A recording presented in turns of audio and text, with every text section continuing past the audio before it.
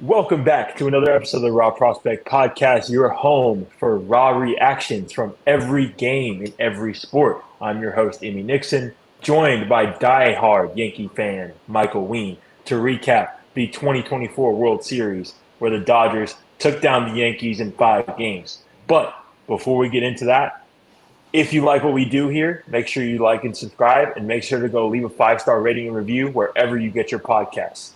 So, with that out of the way, Michael, how are you doing? And what happened to the Yankees in that World Series? I'm good, man.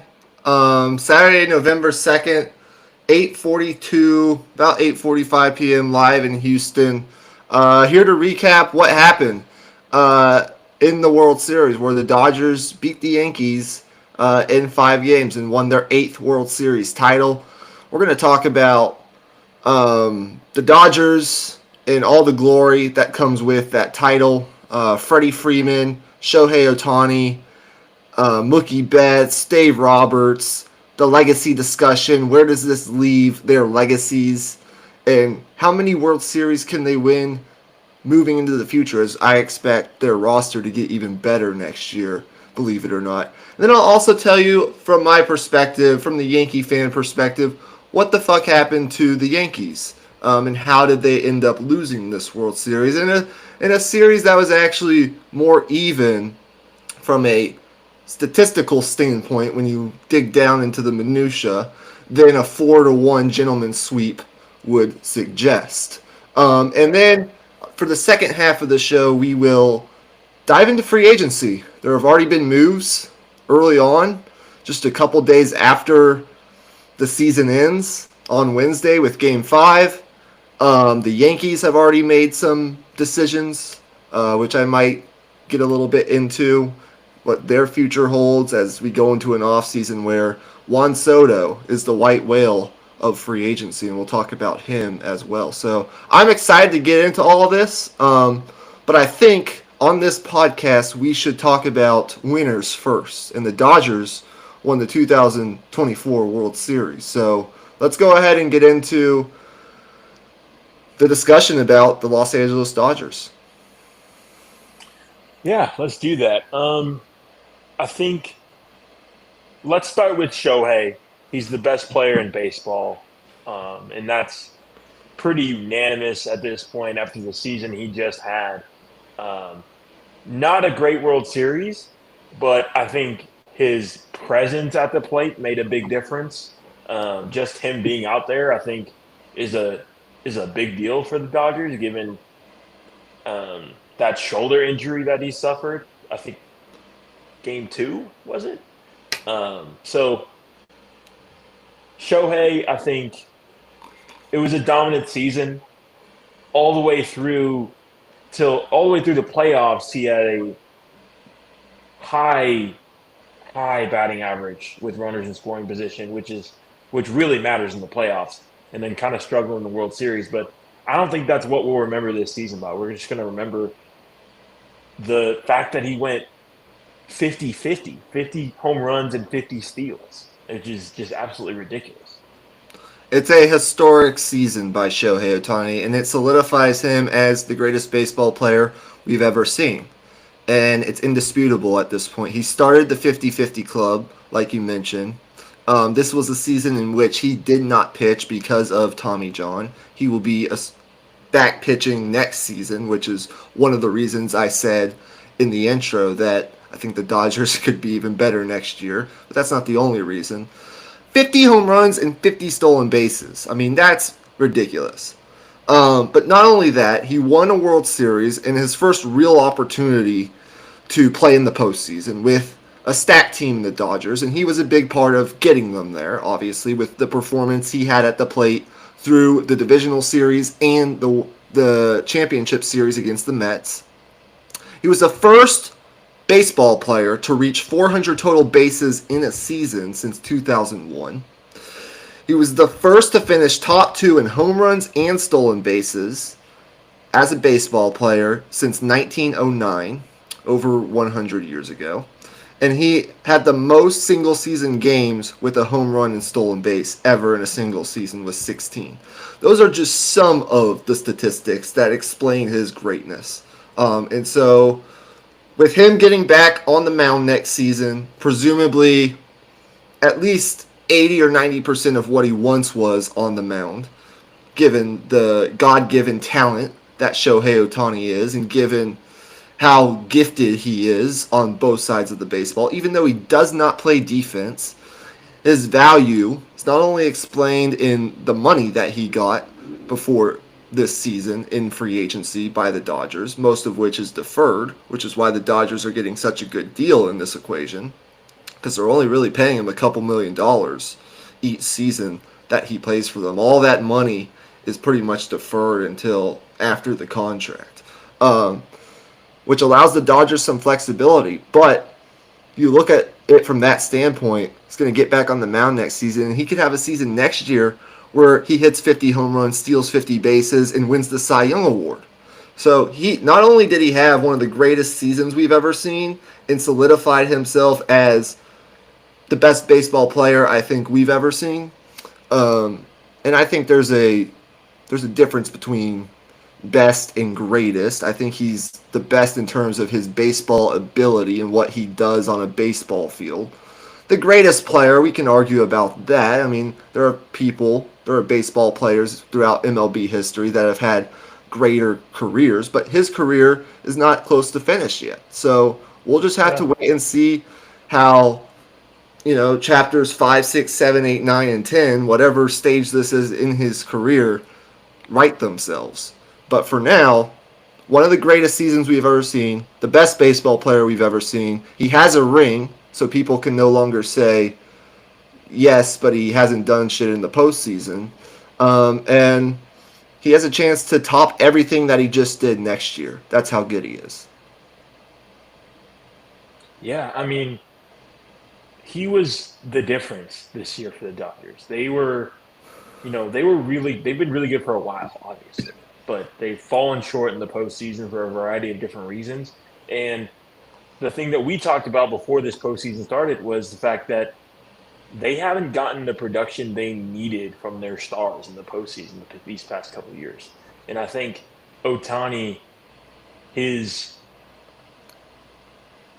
I guess, presence in that clubhouse, and just, I think the confidence that these guys are able to have hitting behind him, like, I think it made a big difference. I really do. And as good as Freddie Freeman and Mookie Betts are, I don't think they're anywhere close to the World Series without Shohei Ohtani. I think, with everything that happened to their pitching staff, like, this is an entirely different baseball team without the signing of Shohei. In MLB history, over 30 players have hit 50 home runs in a season. Over 200 players have had 50 stolen bases in a season. Over 150 players have won an MVP. And over 1,500 players have won a World Series title. But only one has done all of that in the same season. And that's Shohei Ohtani, what he did this year, presuming he wins MVP, which he's going to. If he doesn't win MVP, then baseball should just be canceled forever. And sports should be canceled forever.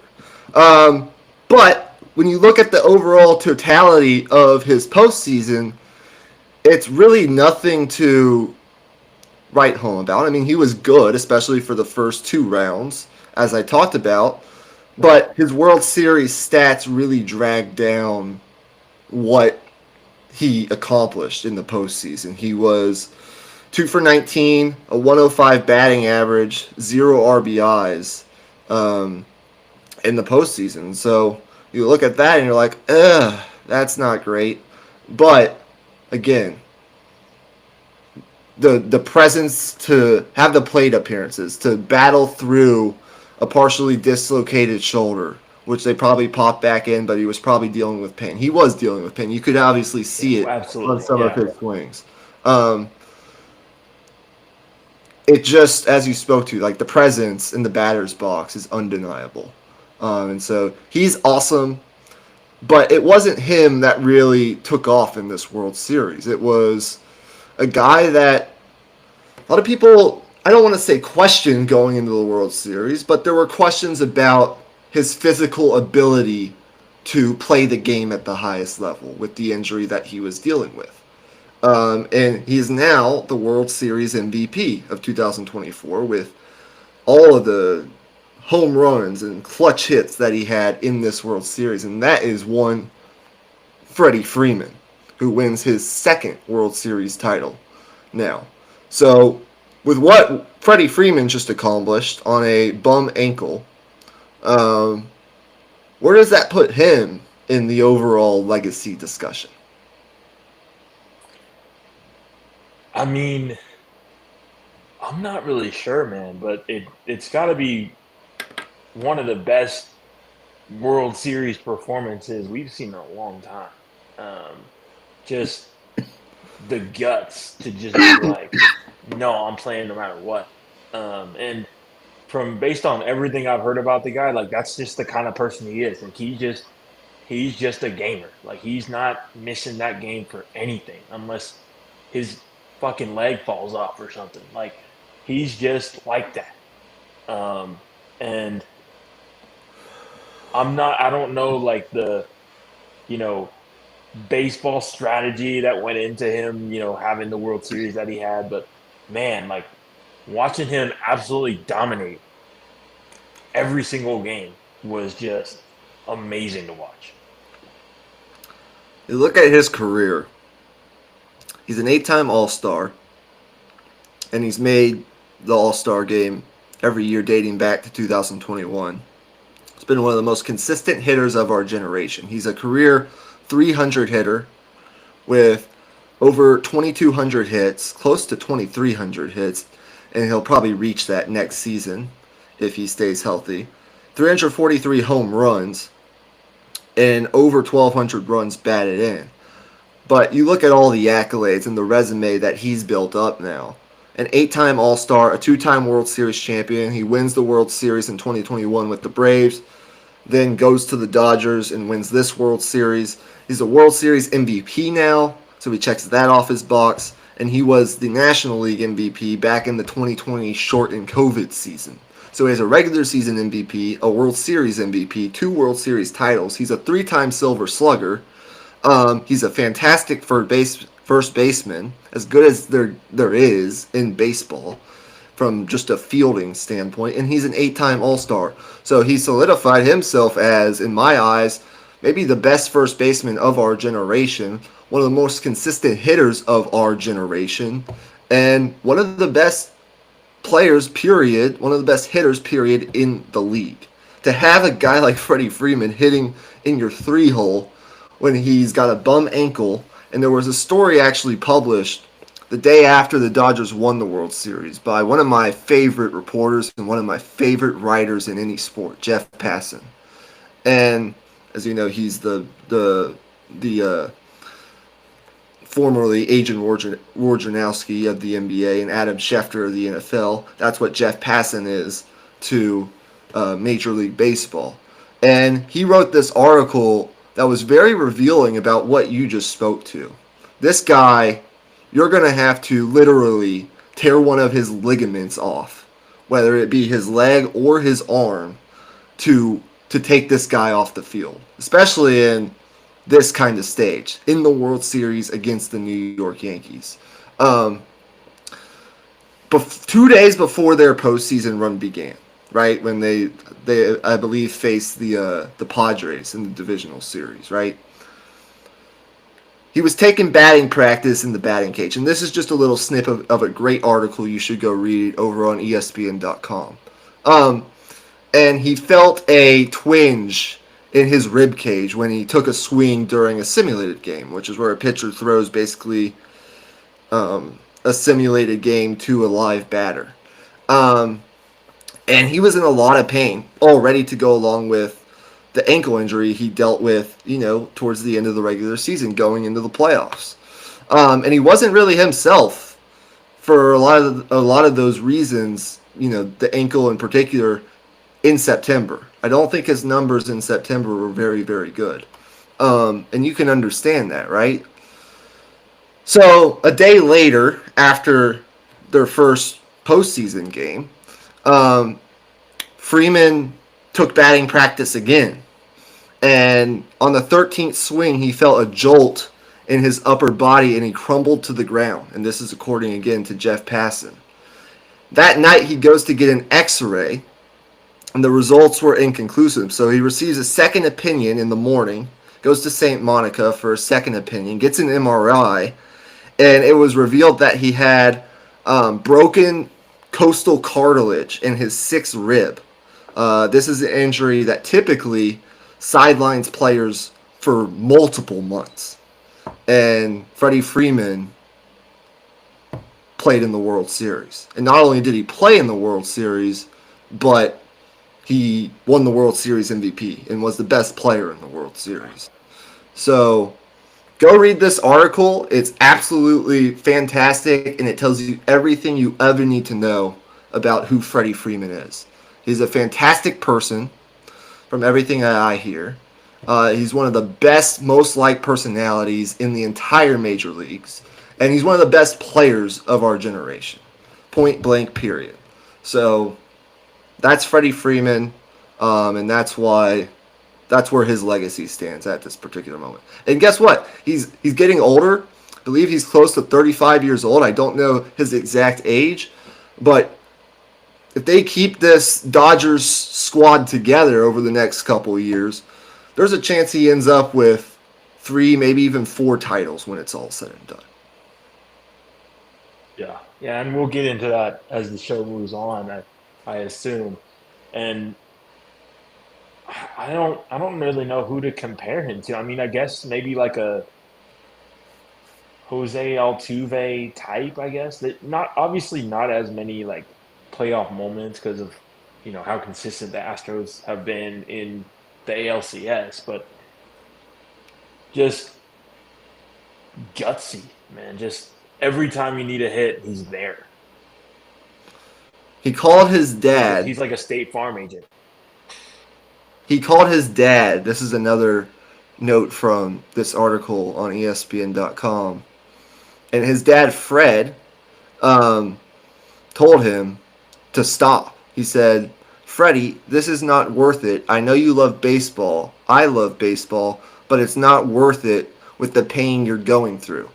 And Freddie looked at his dad like he was crazy and said, "I'm not going to stop." That basically is Freddie Freeman personified right there in those couple sentences in that article. So my favorite Dodger personally, and I love Shohei Ohtani, after all this was revealed, might be Freddie Freeman. Because that's the kind of player that if I were his teammate, I would run through a freaking brick wall for. With the stuff that he did in not just in the World Series, but over the course of what he's done over the course of his career. I think his former Braves teammates would tell you the same damn thing. So that's Freddie Freeman, that's Shohei Ohtani. But throughout this Dodgers postseason run, it was often, and this is what the game of baseball teaches you if you've watched it for long enough, it was often the players that you don't expect to come up big in the big moments, right? It was those guys who really made a big impact for the Dodgers. And the prime example of that was Tommy Edman, their shortstop who they acquired at the trade deadline. He was a perfect addition at the perfect time. He's the reason the Dodgers won the pennant.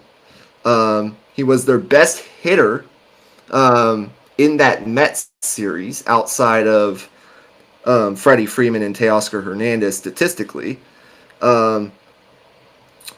And with his defense, the plays that he made in the field, and the timely hit after timely hit after timely home run that he had, he was one of the unsung heroes that we can't talk about this World Series title without talking about a guy like Tommy Edman and a guy like Teoscar Hernandez, who was one of the more underrated, not talked about enough signings in the offseason.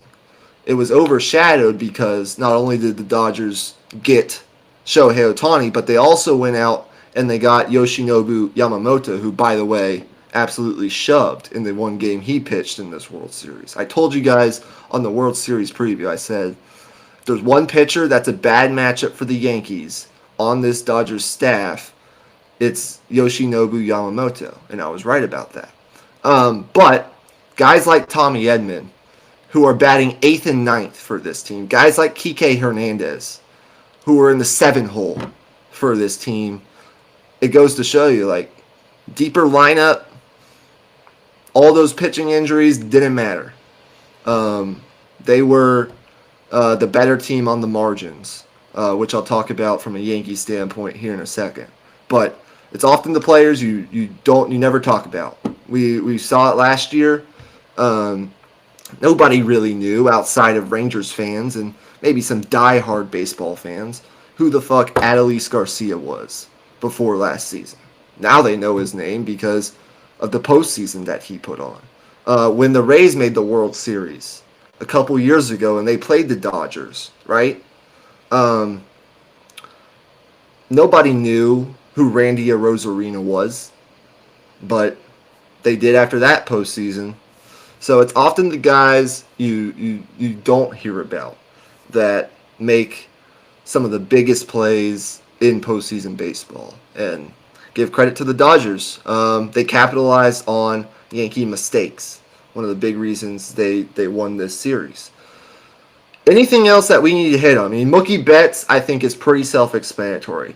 But do you have anything else you want to say on Dave Roberts, Shohei Ohtani, Freddie Freeman, the Dodgers as a whole, what they're going to look like going into next year, which we have all offseason to talk about, but obviously we could, start right now if you want to. Anything else on the Dodgers? No, I think that's it. It's pretty self-explanatory again for Mookie Betts. I mean, it's his 3rd World Series title, 2nd with the Dodgers, and his 3rd overall, one winning back in 2018 with that great Red Sox team. So let's get into the Yankees side of things. Why don't we? You interrupt me if you, and I'll try to break this up into segments so I'm not talking for 15 minutes straight.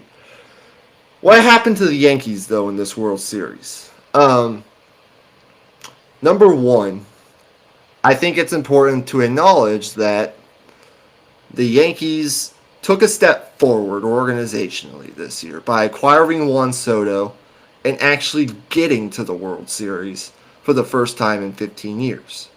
They hadn't been to the World Series in 15 years, and it was becoming pretty laughable that they hadn't been there in so long. One of the longest World Series droughts in franchise history. And they got there. But one of the narratives coming in was, were the Yankees really tested going into this World Series?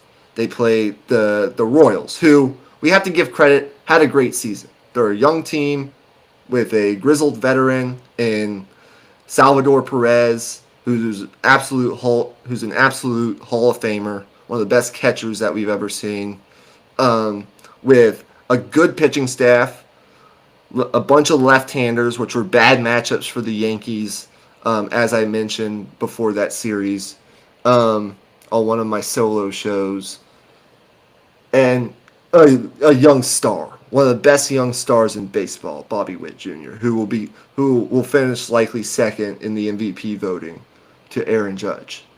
And then they played the Guardians, who were a good baseball team for what they're made of, right? For the salary that for what they paid for, I think they got the most out of what they paid for. Right. They've got some really good, Yeah. solid, fundamental baseball players on that team.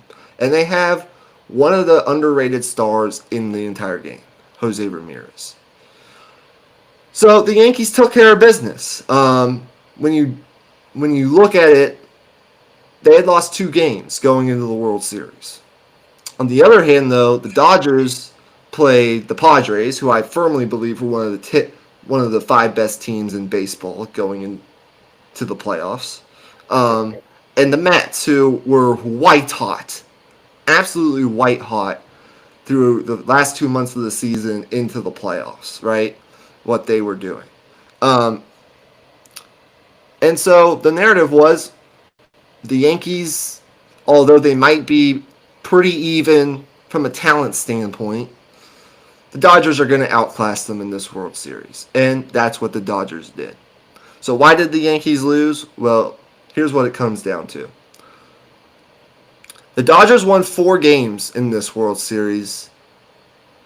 They hit 206 as a team. They had 7 home runs and 25 runs scored. And they won 4 World Series games. The Yankees, on the other hand, won 1 World Series game against the Dodgers' B or C bullpen in game 4, right? But they had a higher batting average than the Dodgers did, a .212 batting average. They had more home runs than the Dodgers did. They had 9 home runs in this series. And they almost had equally as many runs as the Dodgers. They had 24 runs. The Dodgers had 25 runs. So how in the hell does a team as talented as the Yankees, right, with Juan Soto, Aaron Judge, a red-hot Giancarlo Stanton, presumably, at least we thought going into the World Series, a deeper and better starting staff with a pretty equally as good bullpen. How do you have a higher batting average, even though slightly, a higher on-base percentage, Yankees 332 to the Dodgers 296, a higher slugging percentage, Yankees 412 to the Dodgers 406, and a better team ERA, Yankees 3.83 and the Dodgers a 4.80.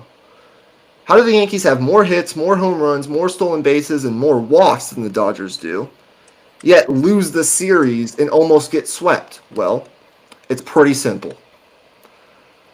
They didn't play fundamental baseball. They didn't grasp the fundamentals of baseball. They played sloppy baseball at its core. They didn't catch the ball. They didn't play good defense.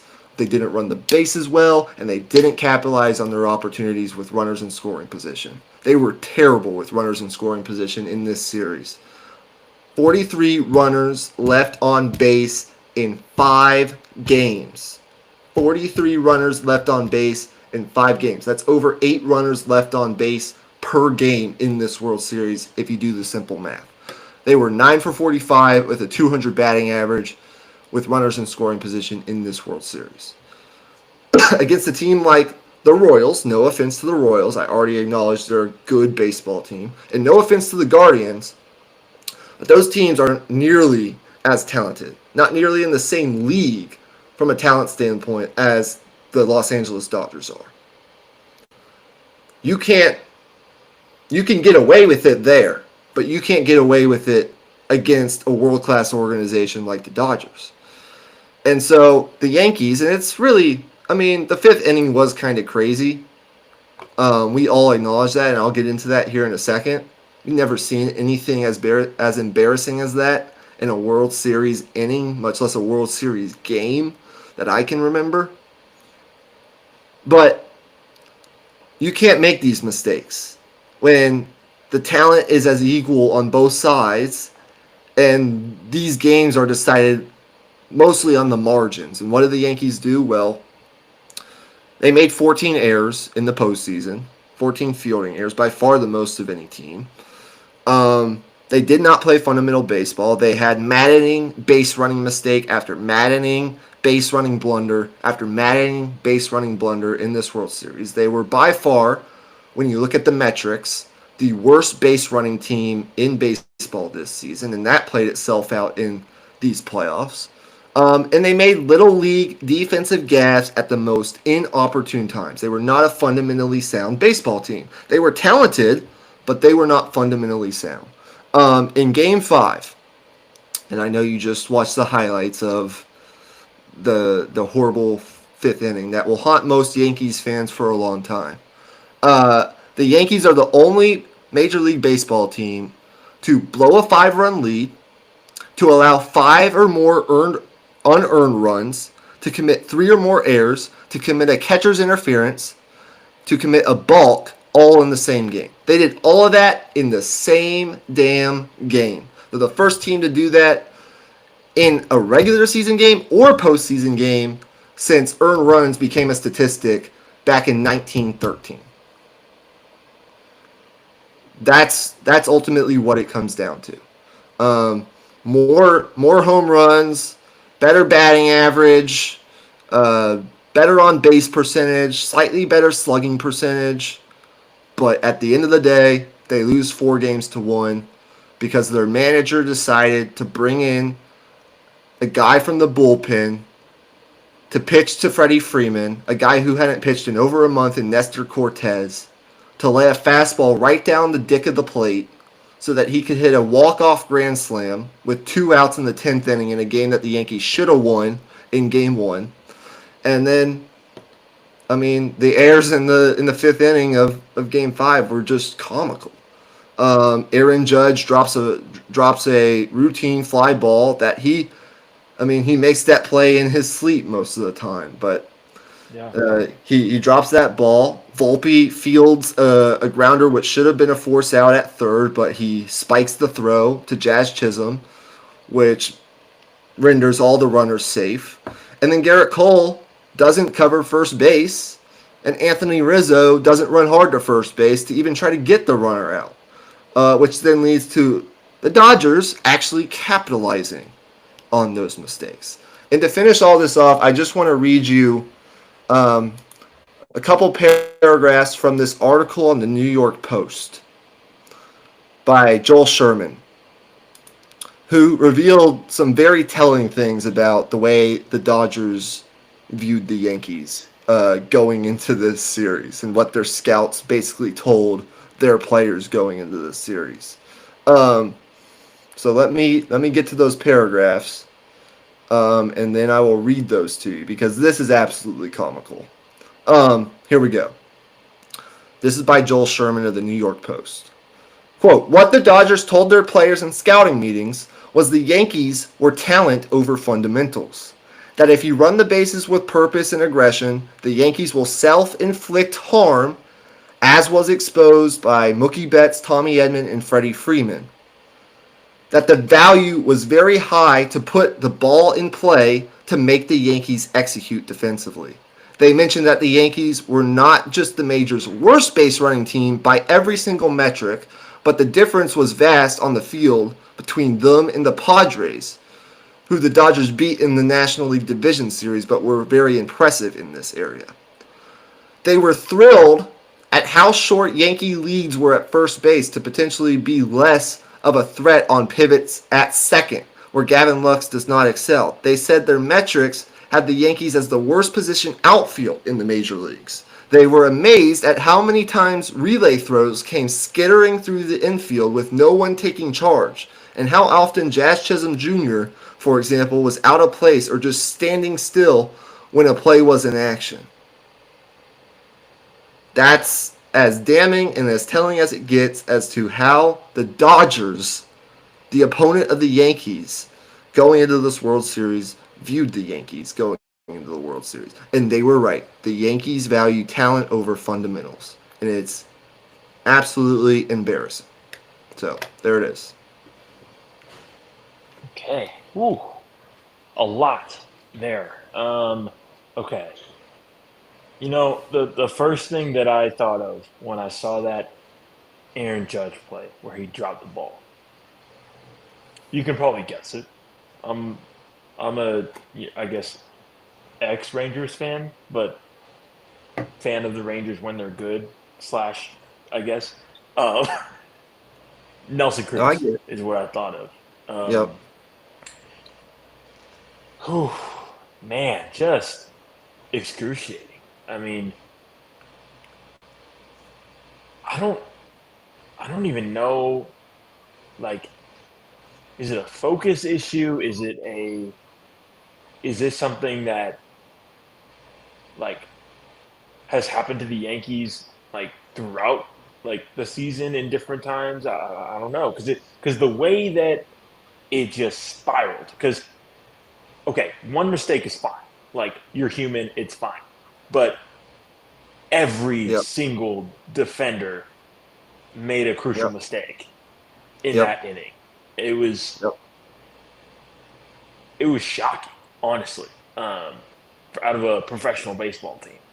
Um, so I don't know what you make of that. I don't know what your response is to those questions, but to me, it just felt like okay, you're the game is tied after the fifth inning, okay, and then you go up 6-5, and you had chances to win that game after that, and you just couldn't get it done. I also wasn't a big fan of switching out that reliever from the seventh inning and going with that young guy in the eighth inning because I don't remember who it was that went in there uh, first pitch of the eighth inning hits a single just to start it off. Like um, I thought the guy from the seventh pitched well in that game five. So, but I would be interested to hear what you think about it. Well, it looked like the Dodgers were almost ready to get back on the plane, to get back on the bus, get back on the plane, and fly back across the country to Los Angeles for a Game 6, where the pressure would have been totally flipped back onto them. Because no team Yeah, that's gone down 3-0 in a World Series has much less forced a Game 5, right? There have been a couple teams who have done that. The Yankees were the first in a long time to do it, actually. Um, hmm. but no team ever has gone down 3-0 in a World Series and forced a Game 6. And it looked like Wow. after the fourth inning of that baseball game, where Giancarlo Stanton had just hit another postseason home run, and the Yankees were dominating the Dodgers. They were up 5-0, and Garrett Cole looked about as good as he has looked, Yeah. and that I've ever seen him look basically since his Astros days. In not only a postseason game, but in any game in general. And it looked like the Dodgers may just mail it in and say, okay, all we got to do is, even though there will be some pressure on us and we didn't expect to be in this place after we go up 3-0, we can win 1 or 2 games at home. I mean, we've been good at home all season.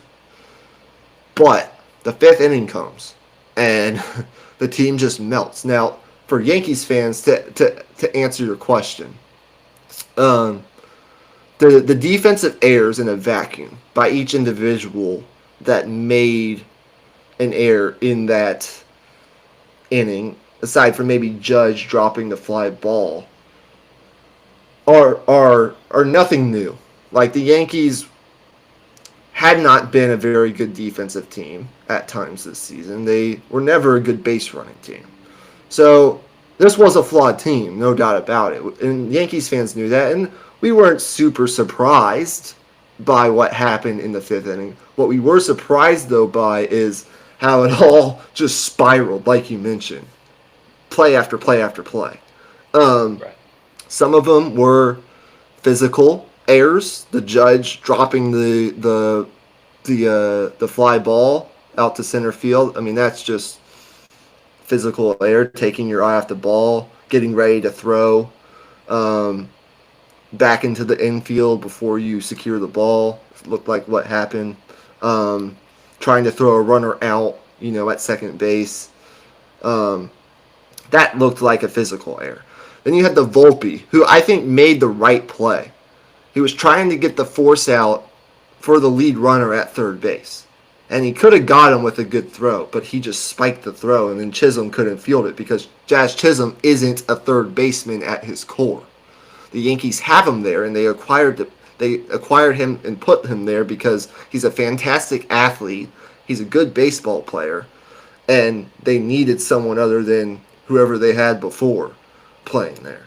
But that's not before being in pinstripes. Jazz Chisholm had not played a single game in his career at third base. So that's another issue with the construction of the Yankees is They've got players playing out of place all over the place. Yeah. Aaron Judge, though he's a fine center fielder, is not a center fielder, especially at this stage in his career where he's 32 years old and is clearly a fantastic right fielder. But they can't put him in right field because they had to put Soto in right field. And they were afraid to put him in left field because he's never played left field before. And they had Verdugo, who was actually a very good defensive left fielder for most of the season. Verdugo was one of their better defensive players this year. So it's just kind of a mess. But at the end of the day, it's going to be a very interesting offseason. But to answer your question, it wasn't totally surprising. It was heartbreaking to see that happen. And it was embarrassing for the team to watch that inning go down. But to Yankees fans, wasn't very surprising because we watch this team on a nightly basis, and oftentimes 80% of the time, 70% of the time in the regular season, the Yankees are just more talented. So they out-talent the other team. They can make a couple errors and still win ball games. They can make errors throughout the first 2 rounds of the postseason and still get to the World Series because they're a talented baseball team, but they're not a fundamentally sound baseball team. And I think focus and players playing out of position and just not having very good defensive personnel all plays into that. But I wanted to applaud Garrett Cole for what he did in that start. He was absolutely fantastic. Not only did he battle through the 5th inning, even though he ended up giving up the runs, right? But to no fault of his own, except he should have covered first on that play. But he went back out and he got the Yankees 5 more outs after that inning, which a lot of pitchers probably wouldn't have done with how pissed they would have been at their defense, not helping them out. I legitimately think that Garrett Cole could have pitched 8 innings shutout in that game with the way that he was pitching if the 5th inning does not happen the way it does. If the Yankees just play fundamental baseball and they get the outs that they need to. If Judge catches that fly ball, if Volpe makes a good throw, and if Anthony Rizzo or Garrett Cole covers first base, I think he could have pitched an all-time World Series game to cement his legacy as one of the greatest pitchers of this generation. But Anthony Volpe, Jazz Chisholm, Aaron Judge, and others had other ideas. So that's where we stand. Kind of reminds me of like that game 1 in 2018 in the finals where LeBron dropped 50, I think it was, and J.R. Smith did what he did.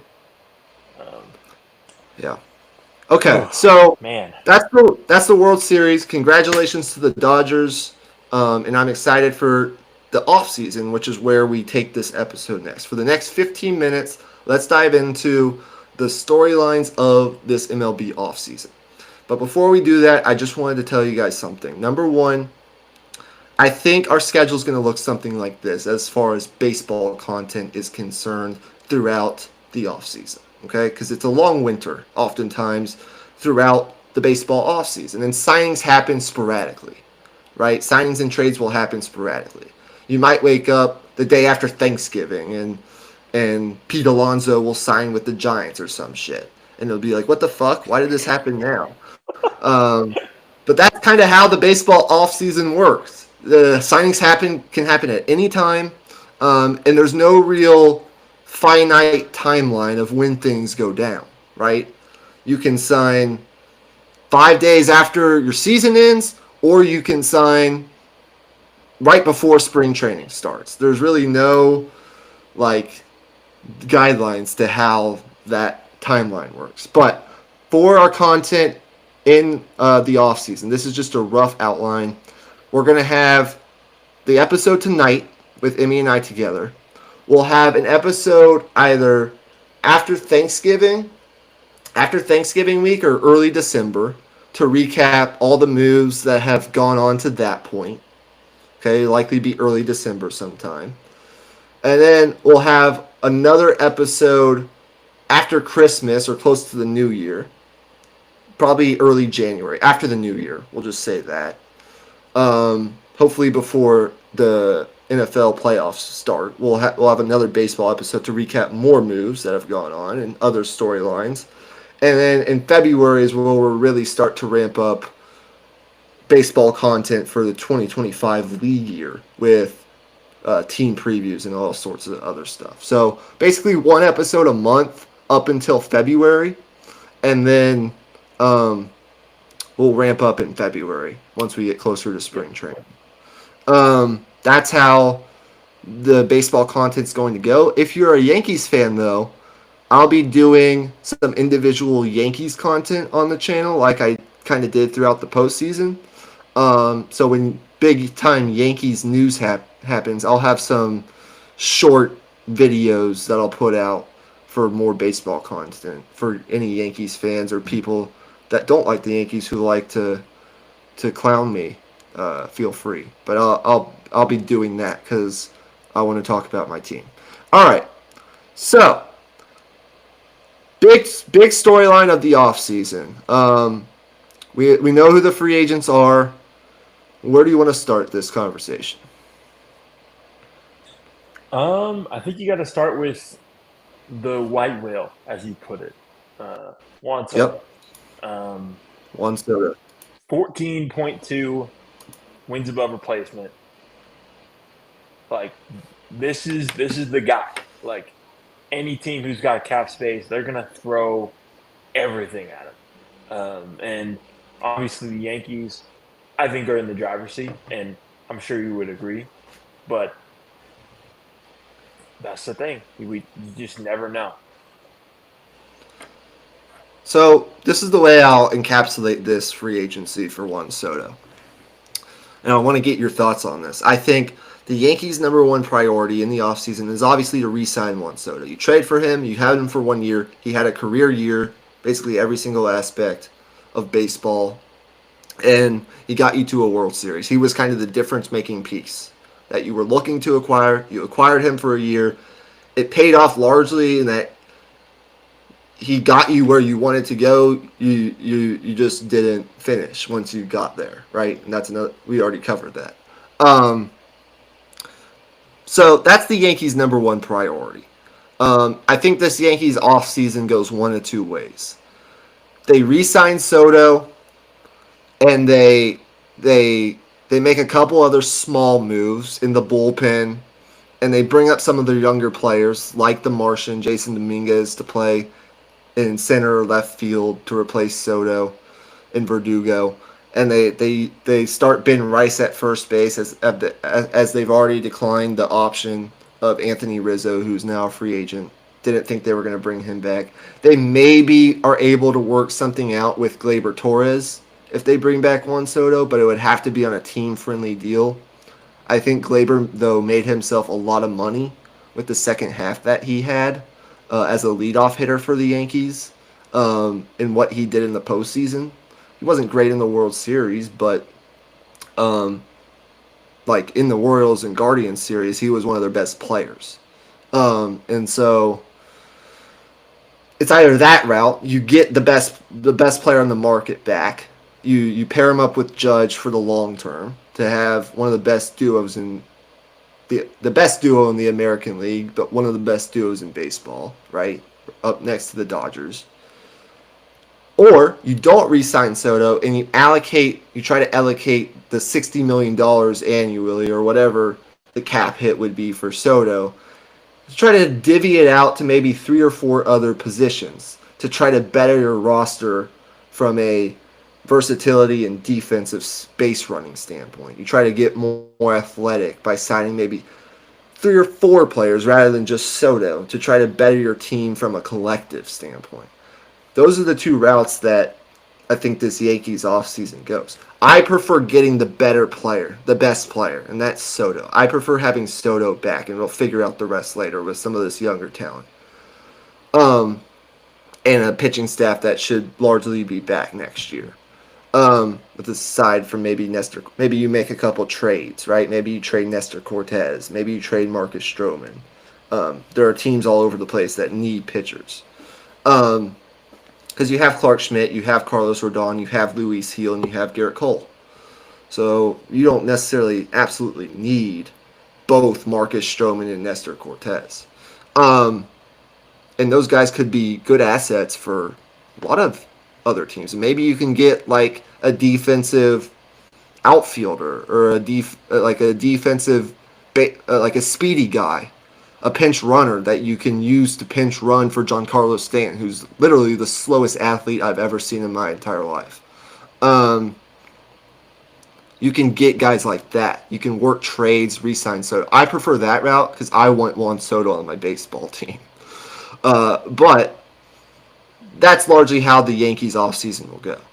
The Mets are the biggest threat here, though. Steve Cohen has been waiting for this opportunity.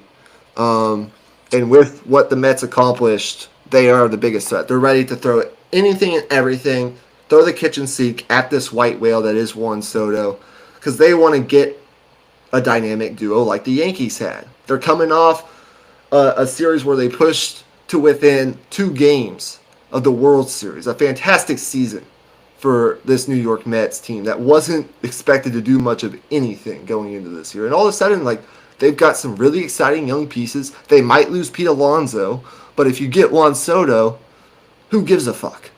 No offense to Pete Alonso, but it's Juan Soto. This might be the best pure hitter that we've ever seen at his age since Ted Williams.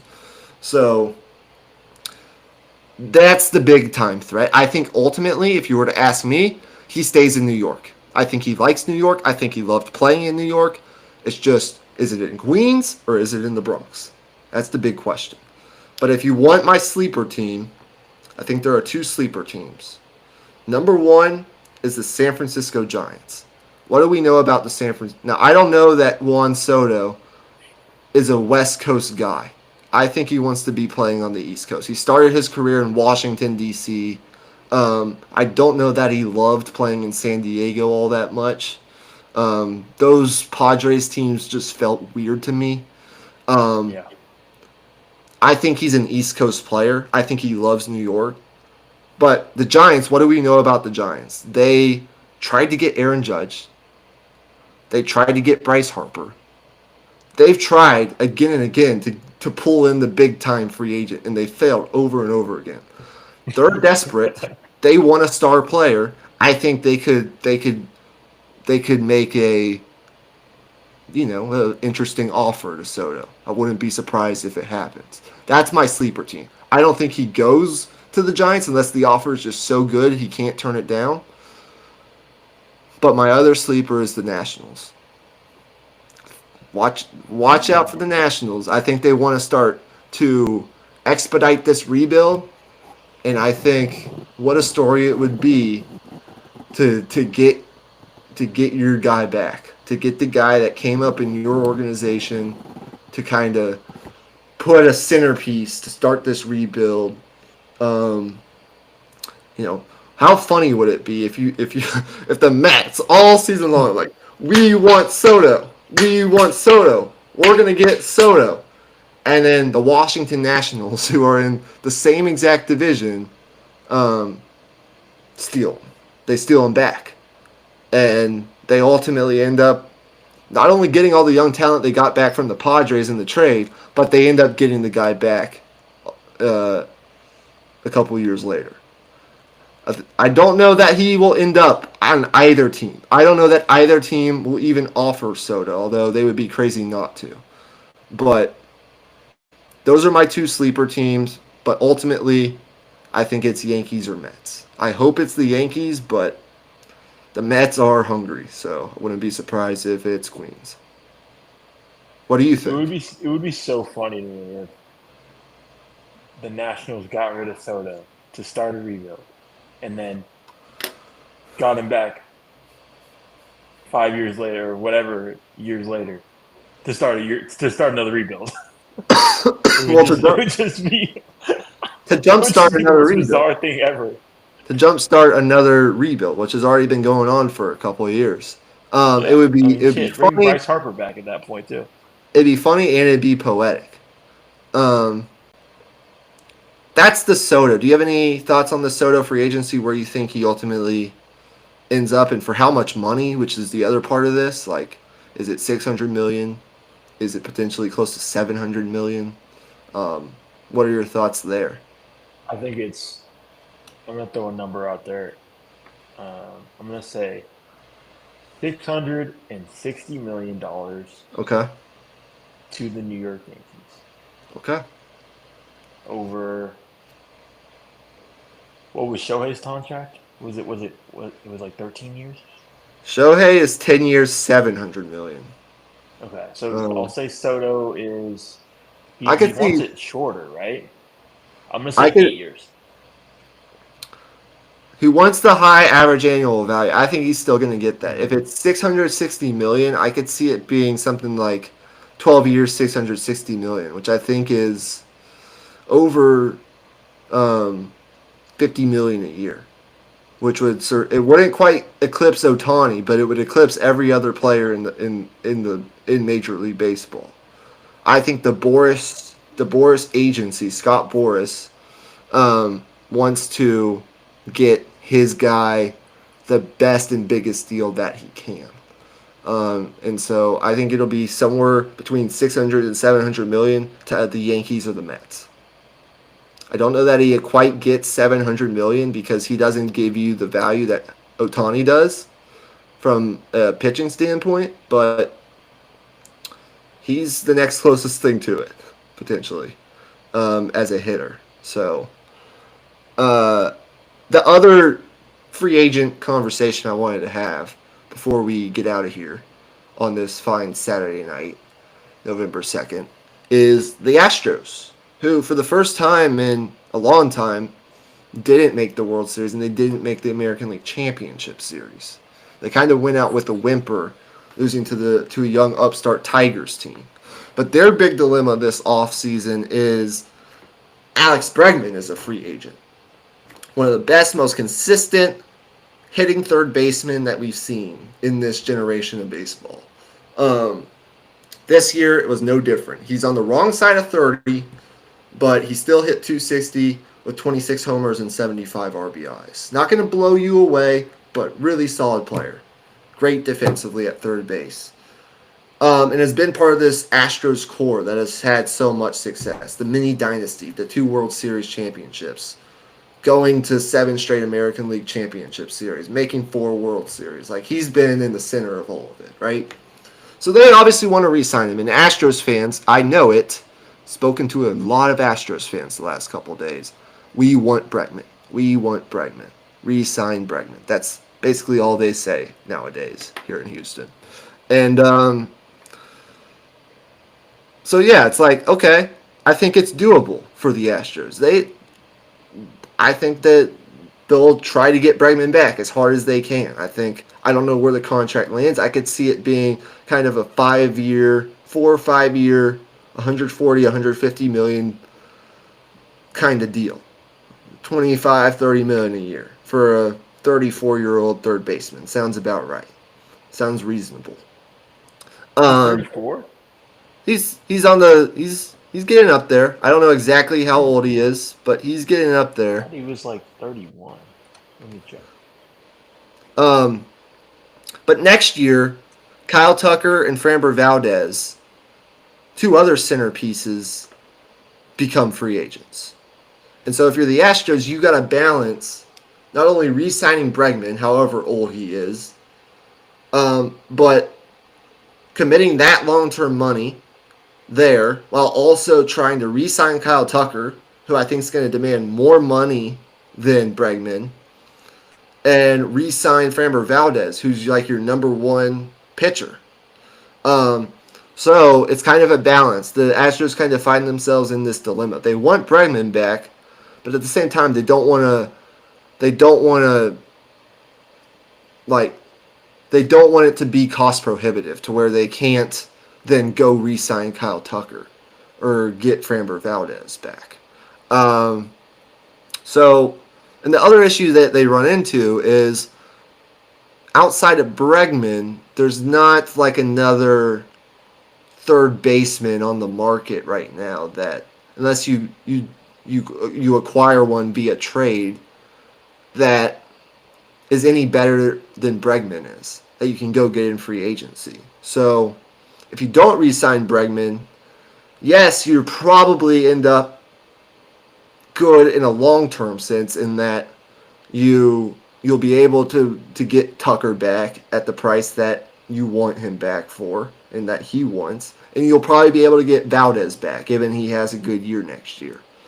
But you now have a big hole at third base. So it's kind of a dilemma, but if the Astros want to continue to contend like they have been, I think getting Alex Bregman back is a big part of that. And Bregman said the biggest thing he wants to do is he wants to win. So I don't know who the suitors are going to be exactly yet. I don't think that's been made clear. I'm sure there are a lot of organizations that would like Alex Bregman. But he's made it clear like he wants to win. And if he re-signs in Houston, but the Astros aren't able to re-sign a bunch of these other players that are key to winning all these baseball games, does he really want to be in Houston if they're not going to be winning at the highest level over the next couple of years? I don't know. So we'll see with that. I think that's an interesting storyline. I don't know if you have any opinions on Bregman. Did you look it up? How old is Bregman? Yeah, I did. He's 31 years old. Okay. So a little bit younger than what we originally thought. But I don't think it changes the actual timeline of things. I think he only has a few years left of his prime. And I think definitely the clock is ticking for him. And I think he's thinking that as well with what he's saying. So I think he stays with the Astros personally.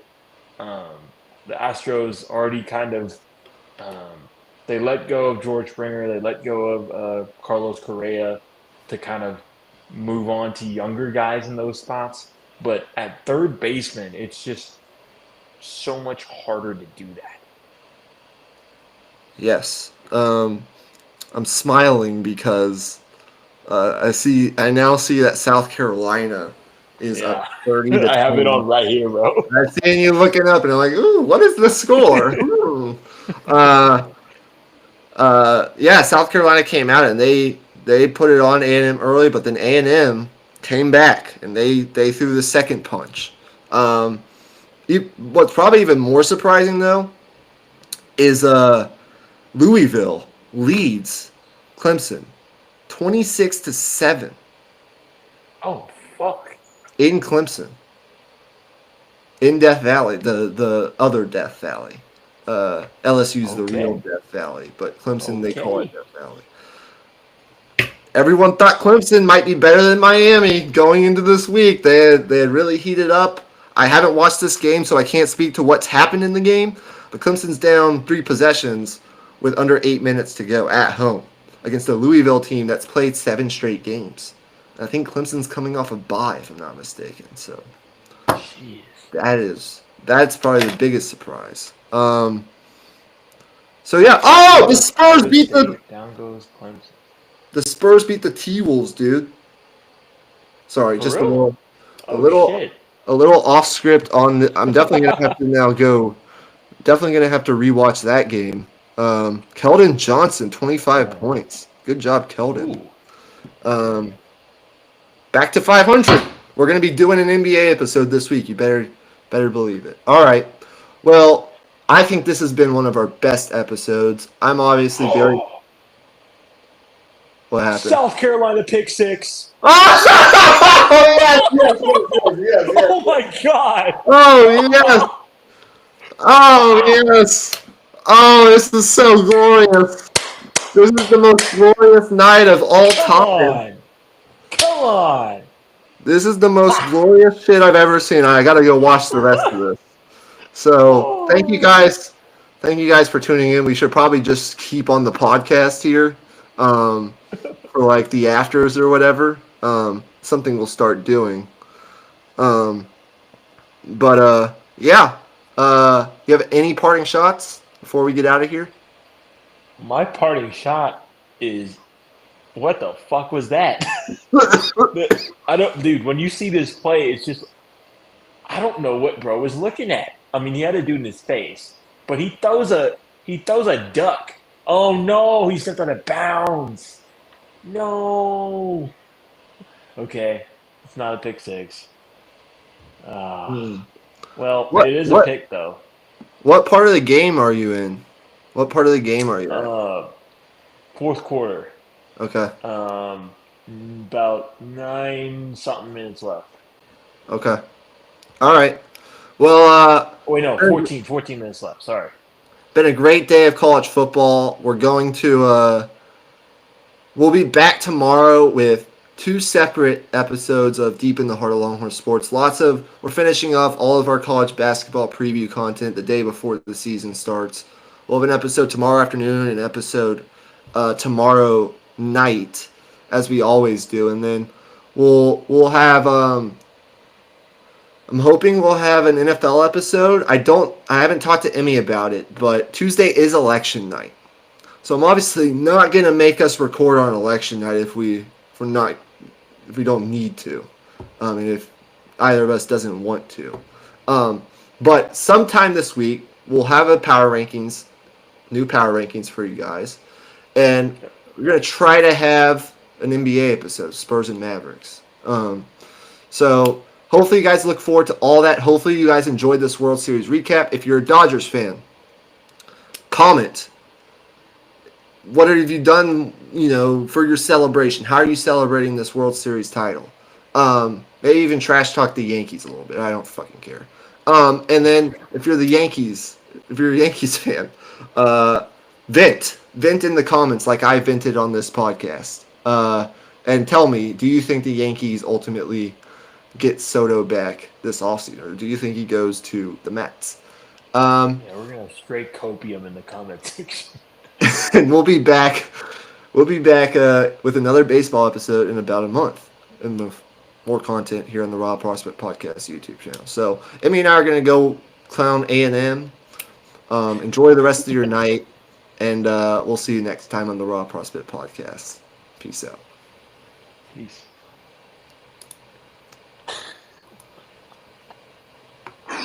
What an ending to the podcast. Dude. Dude.